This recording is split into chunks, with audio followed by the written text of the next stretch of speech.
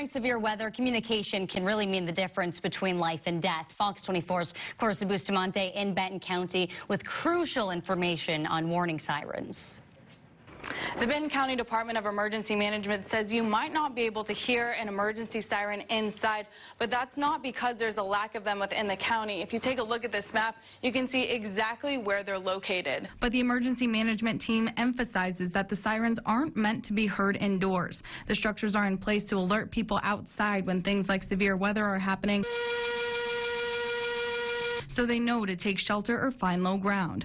Michael Waddle, the Director of Emergency Management in Benton County, says if you hear a warning sound, you need to take action immediately. When you hear an outdoor warning siren outside of its normal testing window, that means that storm is on you and very near. Waddle says it's important to have multiple means to stay informed, so download our NWA Weather Authority app. You can find that in the App Store or on Google Play. In Bentonville, Clarissa Bustamante, Fox 24 News.